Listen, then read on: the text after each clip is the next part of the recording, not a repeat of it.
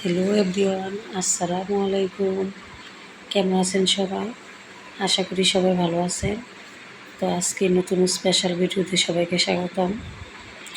আর ভিডিওটি শুরু থেকে শেষ পর্যন্ত দেখবেন। তো দেখতে থাকুন পুরো ভিডিওটি।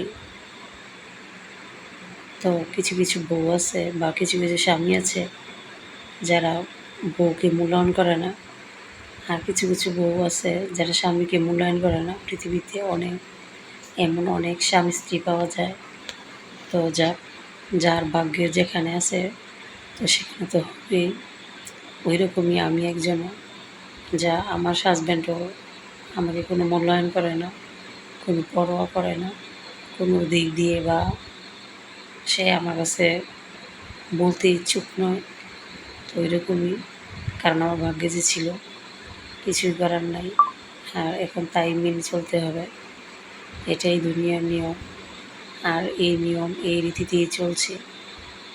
তো কী আর করা, কিছু করার নাই। সবার ভাগ্য তো আর একরকম হয় না। তো সবাই আমার জন্য দোয়া করবেন যেন আমি আমার সন্তানদের নিয়ে ভালো করে একটু চলতে পারি, তাদেরকে ভালো মানুষ করতে পারি। পড়াশোনা করে দেবেন, নিজে কষ্ট করে চলবো, তাও সন্তানদের জন্য একটু ভালো কিছু করতে পারি, তাদেরকে মানুষের মতো মানুষ করতে পারি, সেই দোয়া করবেন। তো আজকের বৃষ্টির দিনে মনটা খুবই খারাপ, কারণ পুরনো সব স্মৃতিগুলো মনে হয়ে যাচ্ছে বারবার, যে আমাকে কারা কষ্ট দিল, কেন দিল, আর এখনও বা কেন দিচ্ছে, তা আমি নিজেও বলতে পারছি না। না, এটা আমার ভাগ্যে লেখা ছিল যে আমি যতদিন জীবিত থাকব ততদিন আমার এইভাবেই চলবে, এরকমভাবেই চলবে। তো সবাই দোয়া করবেন যেন আমি এগুলো কাটিয়ে উঠতে পারি। কেননা ছেলে মেয়েদের ভালোর জন্য হলেও স্বামীর দিকে তাকায়া স্বামীর পায়ের নিচে বেহেস, এই কথাটা মানতে হবে।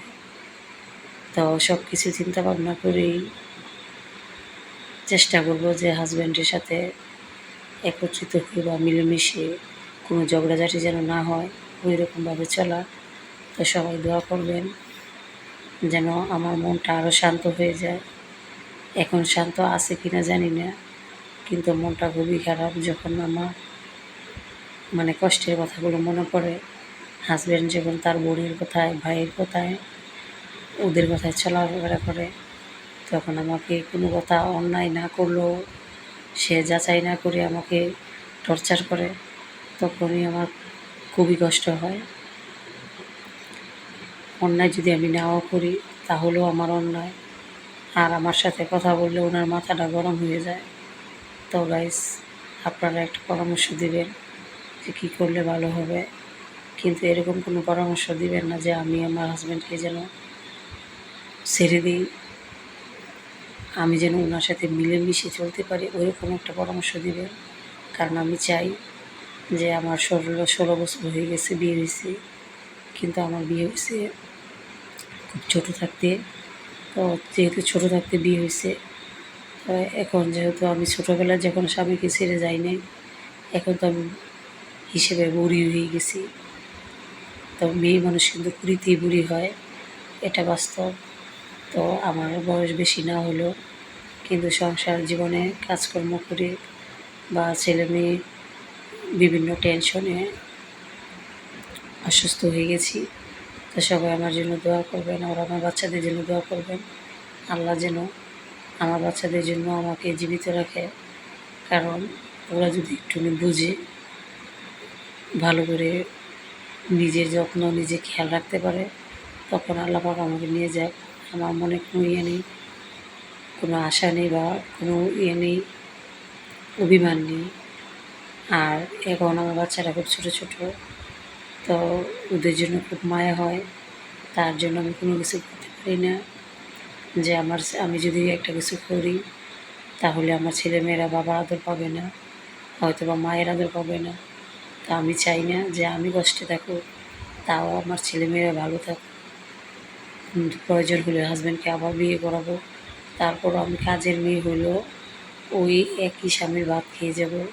ছেলে মেয়ের দিকে তাকিয়ে যেন ওরা বাবা বলে ডাকতে পারে আর মা বলে ডাকতে পারে, বাবার আদর এবং মায়ের স্নেহ পায়।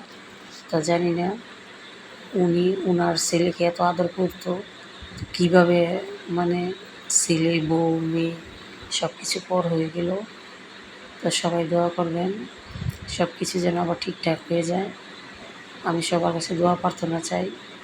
আপনারা সবাই আমাকে দোয়া করবেন, আমাকে সবাই ছোটো বোনের মতো স্নেহ করবেন, আর আমিও আপনাদেরকে সম্মান করব। তো উনি যদি প্রকাশ থেকে আসে তাহলে আমি চেষ্টা করব আমি ওনার সাথে সর্বক্ষণ থাকার জন্য। আমাকে কাটুক মারুক যাই করুক, কিন্তু আমি ওনাকে ছেড়ে কোনো দিকে যাব না, এক পাও পিছপা হব না। মানুষ নাকি বয়স হলে অন্যরকম হয়ে যায়। তো উনি আমার সাথে একটুখানি বয়স বেশি, একটু না অনেকেই। ওনার 3-এর 1 আমার বয়স। তো কিছুই করার নাই, এটা আমার ভাগ্যে ছিল, আল্লাহ তাআলা আমার ভাগ্যে লিখে রাখছিল। তারপরও আমি মেনে নিয়েছি। আর আমাদের বিয়েটা আমার পারিবারিকভাবে হয়েছে। তো সবাই দোয়া করবেন আমাদের জন্য, যেন আমরা একটুখানি ভালো থাকতে পারি।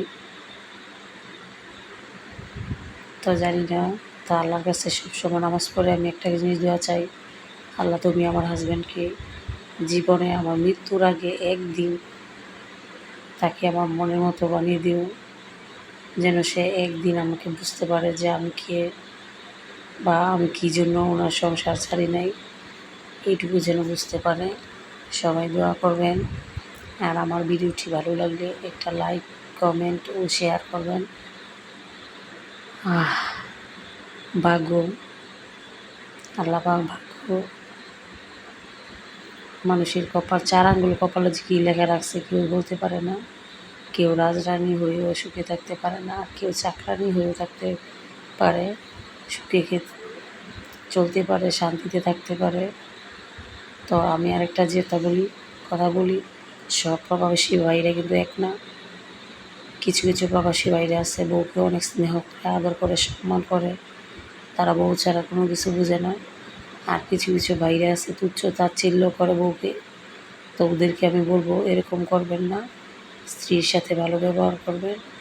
তো ভালো থাকবেন, সুস্থ থাকবেন, সবাই সবাইকে দোয়া করবেন। আল্লাহ হাফেজ, টাটা, বাই বাই।